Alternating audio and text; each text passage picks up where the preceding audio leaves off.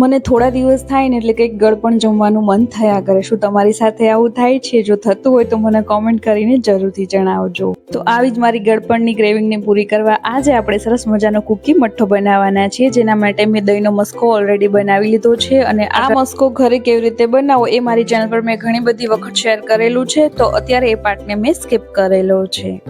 તો સૌથી પહેલા તો આ દહીંના મસ્કામાં આપણે દળેલી ખાંડ એડ કરીશું સ્વાદ પ્રમાણે, અને આ બધી જ વસ્તુઓને સારી રીતે ચલાવીને મિક્સ કરી લેવાની છે.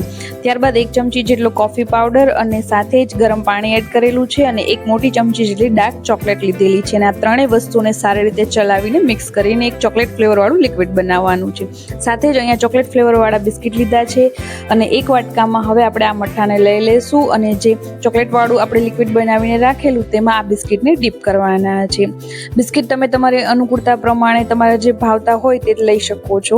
તો અહીંયા ડીપ કરેલા બધા જ બિસ્કિટને આ રીતે આપણે મઠ્ઠામાં સેટ કરી દેવાના છે, અને બાકી જે આ ચોકલેટ વાળું લિક્વિડ બચે છે તેને પણ આપણે ઉપરથી આ રીતે પોર કરી દેવાનું છે. તો હવે અહીંયા આપણું જે કૂકી મઠ્ઠો છે તે સરસ રેડી થઈ ગયો છે, પરંતુ તેને સેટ કરવા માટે બીજા 3 થી 4 કલાક ફ્રીઝમાં રાખી દેવાનો છે, જેથી તેનો ટેસ્ટ વધારે આવે. સાથે જ ઘણી બધી બાબતોને ખાસ ધ્યાનમાં રાખજો, જેવી કે દહીં એકદમ મોડું લેવાનું છે. સહેજ પણ ખટાશ વાળું જો હશે તો આ મઠ્ઠો સારો નહીં લાગે.